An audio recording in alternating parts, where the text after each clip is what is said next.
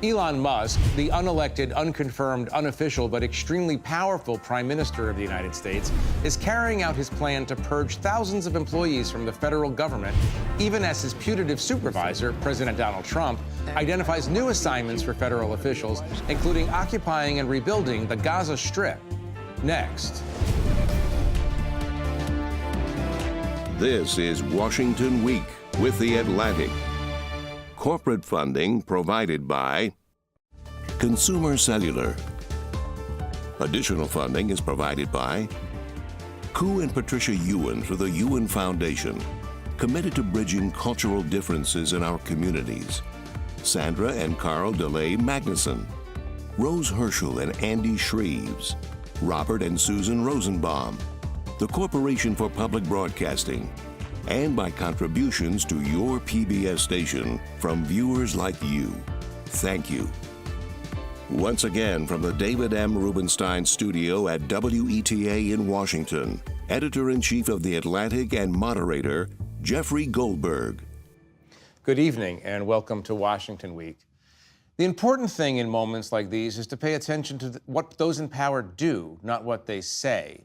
America is not actually going to occupy the Gaza Strip and turn it into the Riviera of the Middle East anytime soon, nor is it going to go to war with Denmark over Greenland.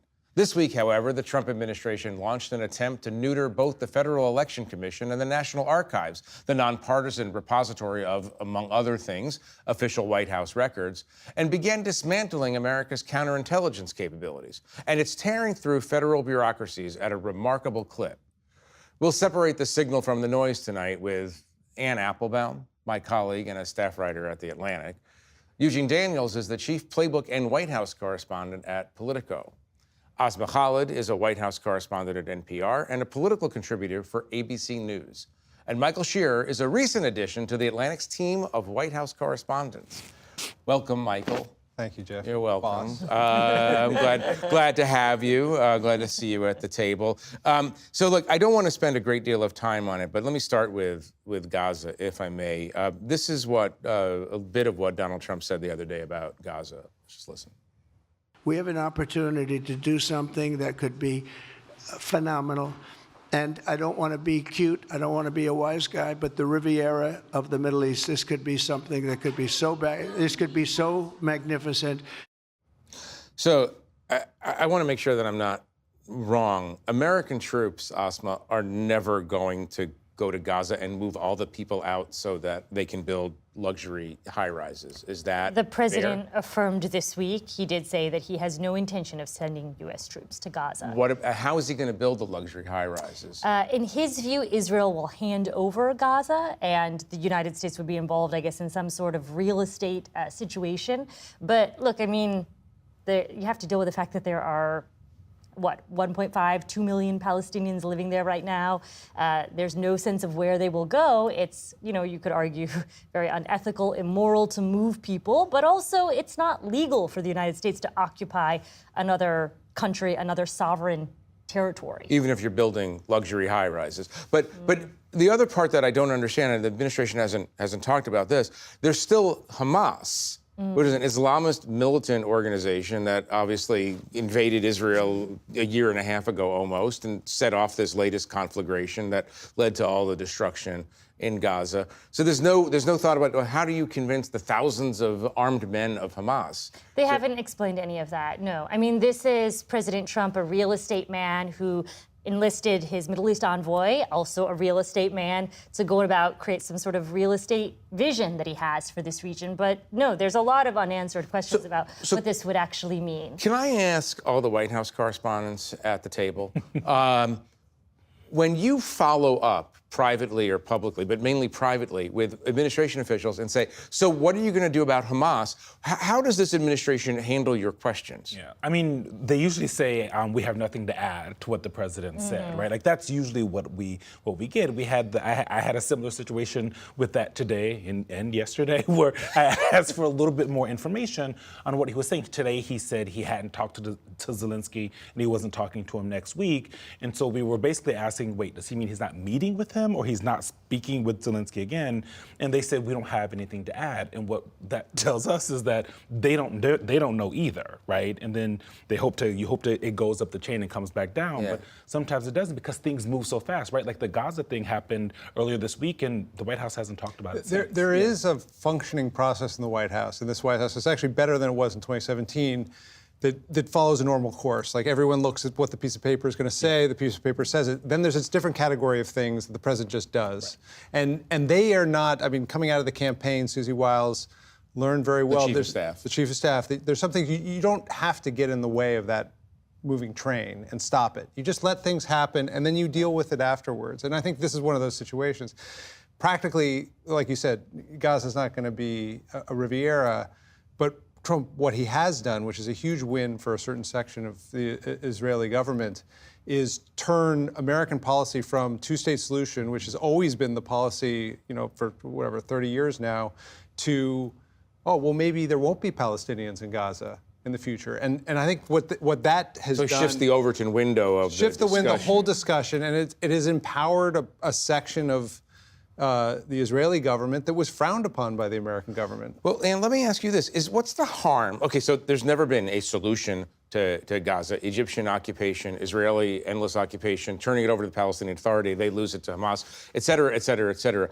What's the harm of Donald Trump going out there and floating seemingly random idea that at least gets a discussion going? So there's no harm in getting the discussion going, and there's no harm in looking for alternatives, and that's what presidents and prime ministers and diplomats should be doing. But I don't think that's quite what Trump is doing. A lot of what he does, and this is very, very hard, especially for foreigners to understand, is just performance. It's got a Dada-esque quality. It's let's just say a thing that I came into my head, or let me riff on something somebody just said to me, and then let's see what happens. I mean, he did that with Greenland as well. It was almost exactly the same process. Yeah. I mean, Asma, you've been in the White House all week. It seemed as if the Israeli Prime Minister was also kind of new to this information when he was standing there at the press conference. Facial expressions. Yeah, he was kind of just trying to absorb it in real time, which is not normal. Yeah, I mean, I do think, as you said, Michael, it does shift the realm of possibility that Israeli society perhaps wants, and certainly Netanyahu would also want. Yeah, he likes this conversation. But I would say, I think that the big question here, and the question that nobody has really dealt with, I think, or even heard that much from, is, again, there are 1.5, 2 million, say, Palestinians living here. To me, the conversation's really different, even if it's just tactical from Greenland, because there are people living on a land that you would ultimately, he is suggesting, have to move somewhere. Right. He hasn't said how that would happen, if this would be done through force, or how it could how he could entice them from moving. And I would say that this is what he is proposing is to me just completely, I would argue, immoral. It's not something that happens. It's illegal. Well, right. You can't just do that. You can't shift population. It's against international law. Yes. It would be de facto ethnic cleansing. But let me just I'll put a pin on this for later. But Asma, is there any chance that something real happens out of this? Or is this going to be like the Denmark, Greenland? I mean, I think the challenge with covering Trump is I think that things that seem out of the realm of possibilities can be completely implausible.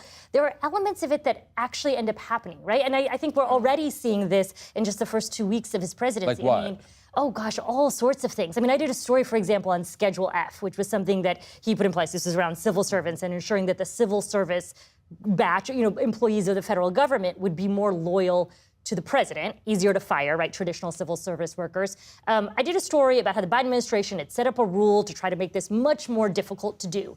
Lo and behold, he comes in and he found another way, many ways, I would argue, to politicize the federal workforce, to decimate the federal workforce. And so when I look at Trump, I think there are ideas that he is able to construe that are outside of the realm of normal people's imagination to ultimately get to goals that he wants. Because it's just about testing the boundaries, right? Like it is the same thing with renaming the Gulf of Mexico the Gulf of America, right?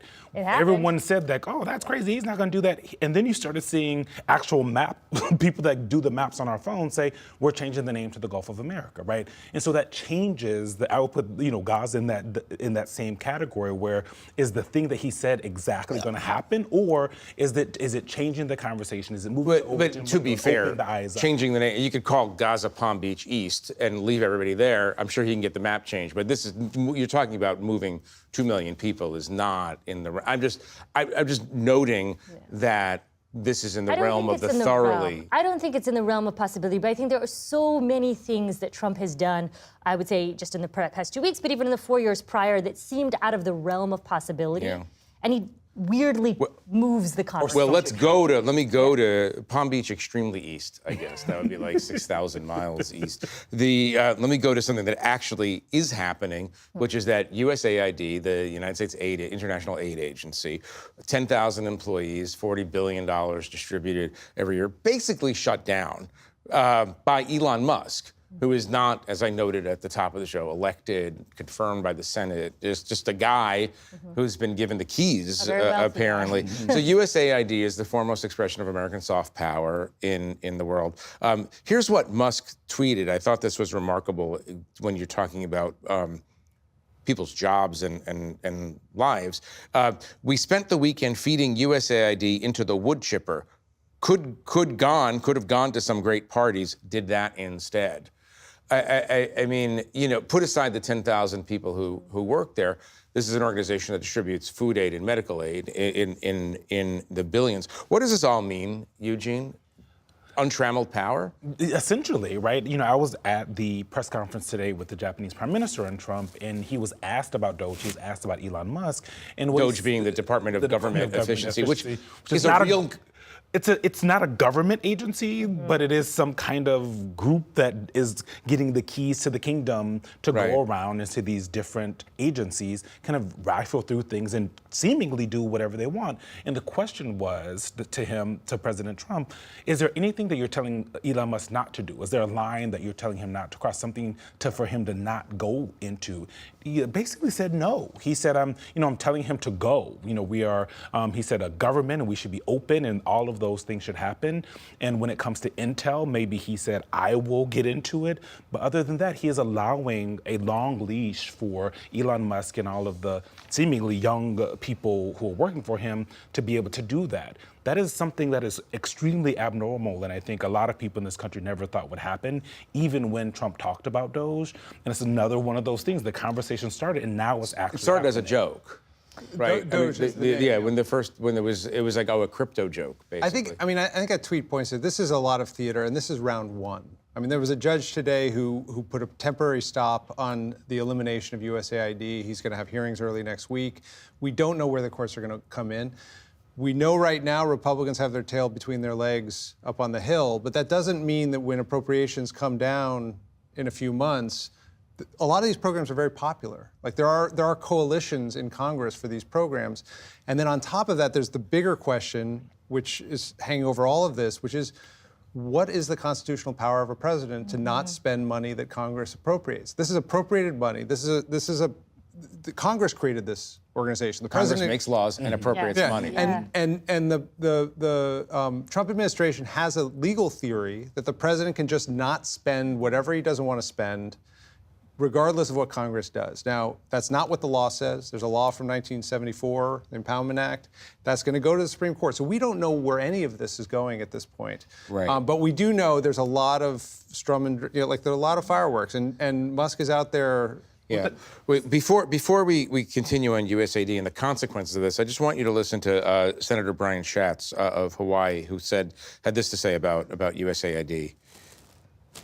What I can tell you is that money is not flowing. I can tell you that medicine is not being delivered. I can tell you that there is medicine on the dock that was abandoned and spoiled. All of those programs are either completely shut down or hobbled to the point where people can't deliver aid. So let's talk about this. And what does USAID do? And then I have a second question for you, which is what does it do specifically in the Ukraine context? So to be clear, if USAID is destroyed, if it's not blocked by the courts, USAID is about 40% of all the humanitarian aid given in the world.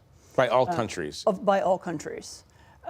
It's also, USAID has the thought leadership, the technical ability to run aid programs at a large scale that nobody else has. So removing USAID means probably the collapse of food aid programs across Africa, probably the collapse of aid to help refugees. USAID runs vaccination programs for children all over the world. You know, it will mean children will not get polio vaccines. I mean, there are literally, I spoke to a former USAID senior leader this afternoon who said to me, you know, there are children who get special malnutrition feeding, so children who are dying of starvation, who get packages of food every day given to them by USAID. If this is cut off, all of those children will die. So this is a very, very serious change. Right. It will have a huge impact. And what does it mean specifically in the Ukraine context? So Ukraine is a country that's at war, and USAID plays a huge role in Ukraine also in ways that people probably don't know. So for example, it has a role in restarting the Ukrainian energy grid. You know, it has a role in helping Ukrainian farmers get back to work. I mean, it provides seed and technology and so on. So USAID thinks not only in terms, it's not just humanitarian aid, it also thinks more broadly about economics. Ukraine plays a big role in world food production. They want Ukrainian farmers to be back working. USAID also gives a lot of money through small grassroots organizations. That was a big change that was made there over the last few years. So there are a lot of small groups, small charities who survive partly thanks to USAID, not just in Ukraine, but all over the world. So this is going to be a devastating blow for tens, if not hundreds of thousands of people. There's something I think just very strange in this moment of seeing the world's richest man really sort of take a hatchet that will essentially take people who are already in the depths of poverty and, you know, increase starvation rates or increase hunger rates, which is likely what will happen if USAID is entirely cut off. I think that the other point that I heard, I was talking to some folks at USAID this week, and one thing I heard from, I guess you would call them a maybe former staffer in this moment, considering so much of them have been let go. Exactly. Yeah. But this person said to me, you know, we realize that foreign aid is not something that a lot of people maybe in the United States pay a lot of attention to. It is not really high on the bucket list of many Americans' priorities. But they said what they are worried about is that this is a test case for how Trump views overall his presidential power, and that what is happening at USAID will not be isolated, and it could potentially be a test case for how he could engage his power in other agencies and institutions. You know, it's a test case for two things. You're exactly right. It's a test case for can agencies just be abolished without Congress having any say? But it's also a test case of cruelty. You know, how are Americans willing to accept a high level of cruelty and death, just, you know, on the president's whim, on Elon Musk's I have whim? to ask. I mean, there are many documented cases of government waste, including in USAID. I've covered countries where USAID was not the most efficient deliverer of services.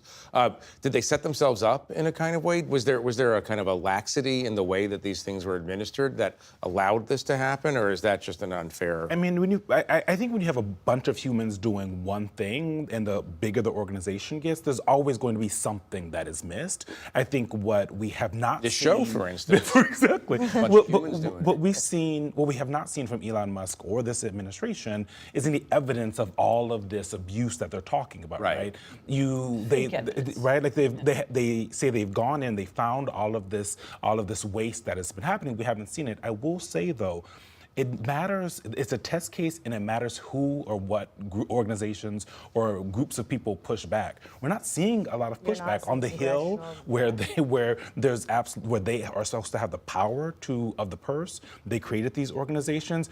Republicans are not saying anything. I've talked to many of them. Republicans, but they're the ones in the power. Michael, why do you think that there will be some pushback? You're intimating that there will be some pushback, maybe. Well, I think there'll be legal pushback and there'll be appropriators pushback. I don't know about political public pushback, and I actually think what's been happening this week is that a lot of Democratic strategists have been warning Democrats not to make this their issue, because Democrats have to be saying, we're making your lives better, voters. And if they're seen as the party of defending a bureaucracy most people don't know about that helps people very far away, they're way off their message of, eggs and butter. There are a lot of Christian groups and other grassroots groups in this country who spend a lot of time thinking Catholic about Relief Services. But There's a lot of. but the Democratic project right now is to find a way to win back the working class voters that were their voters for decades that they lost to Trump.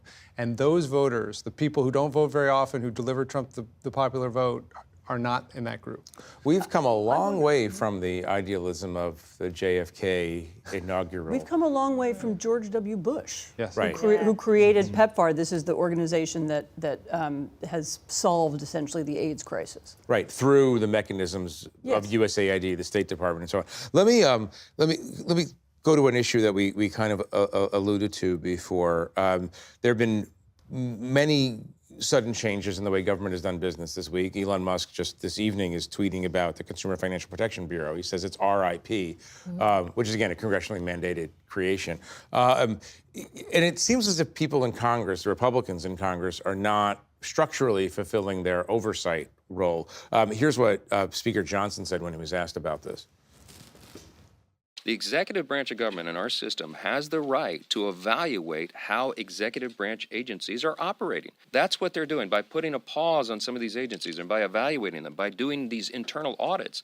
That is a long overdue, much welcome development. So not to get all Schoolhouse Rock here or anything, but in our system, Congress is supposed to monitor and be a check on the executive. I mean, we have a system that was devised a long time ago and it seemed to work. Congress is supposed to be very vigorous in overseeing the way the executive branch operates, not deferring to the executive branch to decide how it operates. So what am I missing here? Why aren't they interested in power? Well, I mean, the interesting thing that Johnson kept saying was evaluate. That's not what's happening here, right? Sure, no, I don't think anyone would have a problem with the branch looking into and talking to the people that work there and say, is there waste, fraud, and abuse here? That's not what's happening. They're destroying things and talking about them, eliminating them.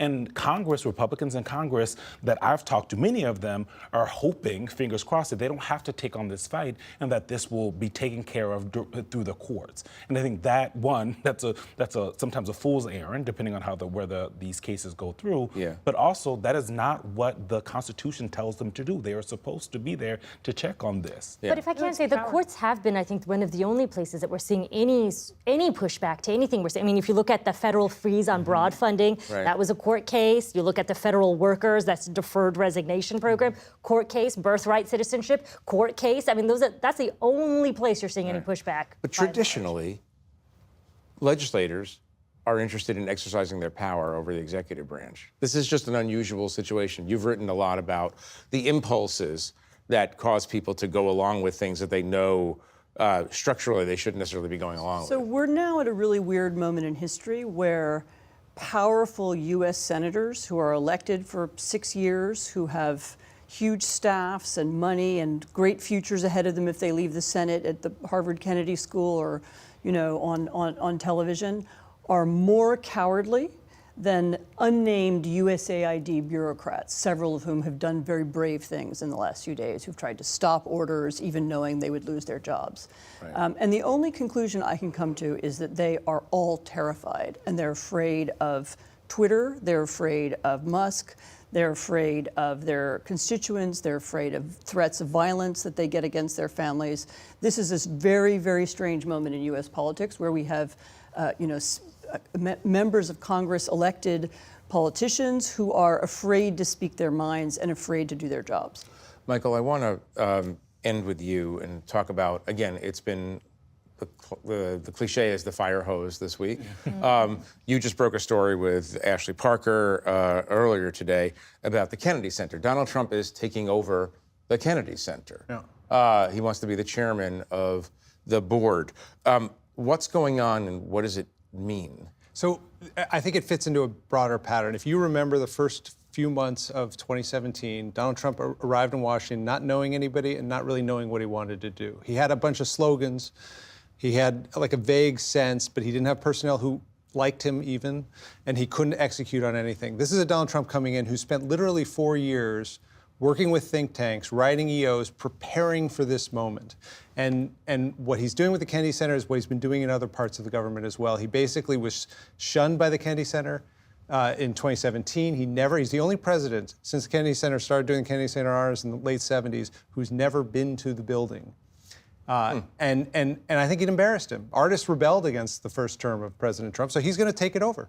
And he's showing some muscle, but it's part of, there's so many places right now in government where he knows exactly what he's doing and he has a way of actually executing it. He's putting RFK Jr., trying to put him in the cabinet. He's taken over the Kennedy Center. It's almost as if he's glomming on to the name and the luster of the establishment. Oh, he loves the sheen of Bobby Kennedy and Tulsi Gabbard. I mean, that's another thing he's doing. He's building this coalition, the Republican coalition. Right.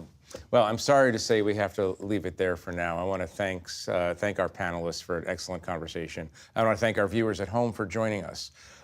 For more of Michael and his colleague Ashley Parker's reporting on Trump's interest in the arts, please visit theatlantic.com. I'm Jeffrey Goldberg. Good night from Washington. Corporate funding for Washington Week with The Atlantic is provided by...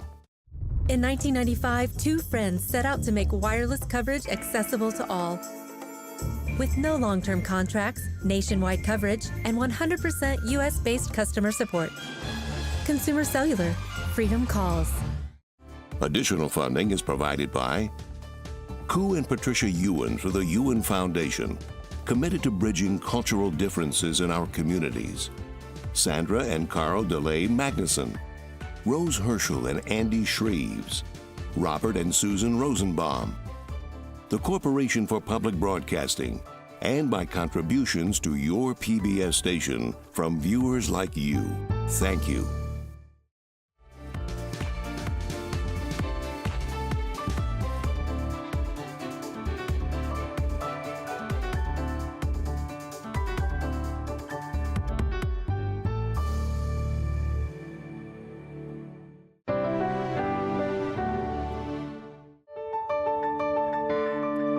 You're watching PBS.